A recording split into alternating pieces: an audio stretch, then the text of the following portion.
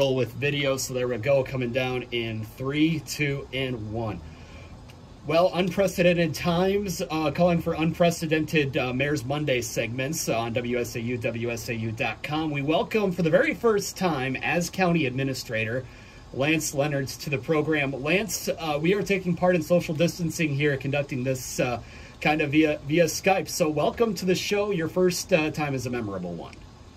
Thank you very much for having me. It is indeed a memorable experience, and these are unprecedented times, so I appreciate us modeling the behavior that we are hoping to see throughout the community and practicing social distancing. So I guess first off, right off the bat then, since we're talking about social distancing, how have you been implementing that at a county-wide level for everybody here in your first few weeks on the job? Well, it's certainly been an interesting first couple of weeks, and I think we're doing a great job. Like I said, it's important for government to model the behavior that we hope to see throughout the community. So from everything from our elected officials all the way down through staff, we've really tried to demonstrate social distancing across our organization. So our county board members, 38 county board supervisors, we've held the last 2 county board meetings through virtual means. We have WebEx accounts, and it's been quite the experience. I know you've attended county board meetings in the past, and that room is full. We've really transitioned to that virtual realm, and we have public participation through virtual means, through public access, our YouTube channel, and then also participation virtually for all of our county board supervisors. That's been quite an experience. Similarly with staff, we've really tried to push our meetings to our virtual platforms. If you come to our buildings right now, you'll see a lot of people in their offices conversing through using our telephone more, email certainly, and then using platforms like Skype or WebEx or Zoom for meetings to make sure that, again, we're modeling that behavior that we really hope the public grabs onto as we do all we can really to combat the spread of COVID-19. Yeah, and we are having this meeting right now via Skype, as well as I'm sure people on the video can see. We've had a Skype account set up, and you and I talked. We kind of decided, okay, this will be the best way to do this today. And absolutely, it was with few hiccups to get it set up, but we're here and it's working. So have you found that you know, the IT department's been working overtime to try and make all these remote meetings work for everybody? All what is it, 700 or so employees that you have there working for the county in one way or another? Absolutely. Our IT department has really stepped up to the challenge. I just was speaking with Jerry Klein earlier today, and you know, over the last 10 days, they've requisitioned about 45 laptops for both us and the city, as well as North Central Healthcare, to do all we can to get people to be able to telework. We have increased the number of people that are actually working remotely within our organization dramatically over the last 2 weeks. If you walk into our DA's office right now, you'll see that all of the prosecutors, virtually all of the office staff are working remotely. In my office today, I'm the only individual from administration that's in the office today. We've really spread that across the organization, this message, again, to continue to do the very essential work that we have to do, but let's be open to doing that differently to make sure that we deliver those essential services to the public in ways that really not only model the behavior that we're hoping to see from the public, but really keep the public and our employees safe. Yeah, absolutely. And I promise we'll get to some other things about you know, your job, sure, being new on the job here as well. But we do want to make sure that the folks as well are informed about what's going on countywide in relation to COVID-19, because we have had one positive test. I'm sure that means that we've got, you know, however many others out there that may be carrying it and not knowing it or not showing symptoms or things like that. So this is something that is starting to hit home right here for us in central Wisconsin. Yeah, absolutely. I think you hit on a great point that we have one positive test, but we really need to take the mentality that this is in our community. And that's especially true given the limited access that we know exists not only in Marathon County and the state of Wisconsin, but across the nation for testing. We really need to adopt the mindset that approach our daily life as if COVID-19 is in our community, because I think the reality is that it is. Yeah, absolutely. And we're hoping that, you know, this is all going to be cleared up in a couple of weeks. But at this point, we're dealing with a lot of unknowns right now. So how has your office been dealing with that? Because we don't know. Things could be normal in 3 weeks, or Things could not be normal in 3 weeks. I think that's a great point, and what it really demonstrates is that we need to be nimble, and we need to make sure that we can adapt quickly to the challenges that come in front of us. I think we've demonstrated that we can do that. We're learning a lot from this situation, like I talked about, just in terms of telework, getting those, deploying the requisite resources we need to do that has been a challenge, but we've been up to that task. From the moment that the county board really recognized that this was an emergency, they passed that emergency declaration earlier this month on the 19th. We've really been taking steps even before that to make sure that as new information becomes available, we adapt our policies and procedures and practices as best we can. So whether it was really making that push for telework or really communicating numerous times with staff about the importance of limiting travel, we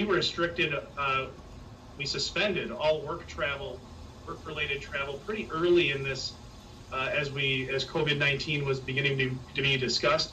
We gave pretty clear guidance to staff about the role that even personal travel could have on their ability to come back to work. And again, we've made those pushes for telework. So keeping that communication line open with staff and also the public has been a real focus in administration and across our organization thus far, and it's going to continue to be. We've made changes to our website, trying to post the most up-to-date information relative not only to COVID-19 and what our health department is doing and the guidance that we're getting from the state of Wisconsin Department of Health Services, but also the CDC. But then also we took Governor Evers' order really to heart. We are exempt under that order. We could continue business as usual based on the order as it exists, but we recognize, again, it's important to model the same behavior that we're hoping the public displays in response to the governor's order. So we made changes to our business model and how we deliver those services. We restricted access and are really asking the public to, if you need service and we recognize our services are essential, please give us a call first. Check our website, give us a call, send us an email. The vast majority of the work that we do, we think we can deliver to the public in a way through different means and still get them the essential services that they need. If we need to have someone come into our buildings, we're going to make sure we, again, model appropriate social distancing, and we've made changes to our custodial practices to really disinfect those high-touch surfaces as frequently as possible. Yeah, and it's no different than what every other business is dealing with these days as well. So it's certainly something that's been a challenge for you to navigate here in your first. How many days is it now? Just your first week or so as the official administrator for the county?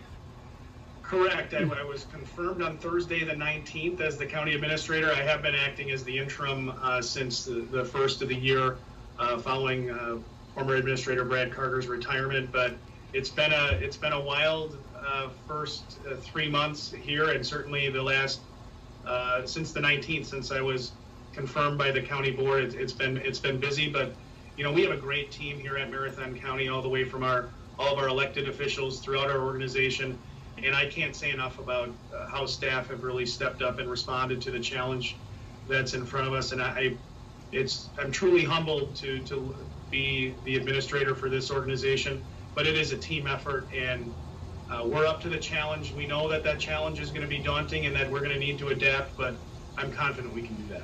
So just exactly what is it that you are bringing to the table then now as the new county administrator? What is it that made you qualified for the job besides working under Brad for several years? Sure, great question. I think that really has helped prepare me for this situation as best as it can, because again, I think these are unprecedented times. We haven't had a situation like this in the state of Wisconsin or the United States for many within the population have never experienced that. But what I think I bring to the table is what the county board was looking for in the candidate when they put out their recruitment. I really value my role as administrator is to help all the people in our organization do their best work, make sure they have the resources they need to do that. I'm not going to be the one that the public is interfacing when they come to our various county buildings to get the service they need or call us on the phone. That's the preferred way right now, or interact with us via our online presence. but I really need to make sure that our staff have all the tools at their disposal to do that work. And it's really leadership, implementing the policy direction that's given by the county board. So I think my history my legal background, I think, helps in that, and really breaking down issues that come before us and taking an analytical approach to how we need to move forward and try to affect that policy that the county board has put in place. I think that's really my goal as I take on this new role, and I certainly am humbled by the confidence that the county board had in me to take that on, but really make sure that we're interfacing with our staff, the public, and with our elected officials in a way that as a team moves us forward and helps the people of Marathon County. And what would you like to see here in the first few months? Are you going to take kind of a wading into the water approach to it, or are you looking to make a cannonball, a nice summertime pool reference for us all to look forward to? Sure, great. I'm a big fan of analogies, so I appreciate the analogies. Again, we're a real strong organization here in Marathon County. We have a long-standing history of delivering effective and efficient services to the people of Marathon County. I don't see that changing. I'm not looking to make wholesale changes. Certainly the work we're doing around COVID-19 on behalf of our community, that isn't something that was on the administration work plan when we were starting to put that together at the end of 2019. So we need to make sure we're able to adapt to that. But overall, as I look at my role, I don't see us making wholesale changes. It's really how do we take our organization from good to great, in my mind. And I think that's, for a lot of people, that's difficult. We don't need to make those wholesale changes, but we really need to do our best to make sure we're continuing to deliver those high quality services to the people of Marathon County. And we have challenges just like any organization, particularly any government organization in Marathon County. We need to find ways to deal with the stark fiscal realities that confront government. And the COVID-19 pandemic is really going to put those pressures, make them even more acute. This is going to have a long-standing impact on not only our local county budget and all the other municipalities in our area. It's going to have significant impacts on our state budget, and we've already seen those impacts at the national level. So we need to make sure we are mindful of those impacts. We also need to continue to address the things that we've talked about in conversations I've had with you in the past, looking at our drug epidemic that Marathon County, just like every other county in the state and really across the United States, is dealing with. We need to make sure that we're doing that in a comprehensive way. And then just like every business across the country, really making sure we position ourselves well to attract and retain top-tier talent. That's not new. We need to find new and innovative ways to do that. But those are the challenges that await us, not only now, but after the COVID-19 pandemic. We have that in a place where we really are confident with our longstanding approach.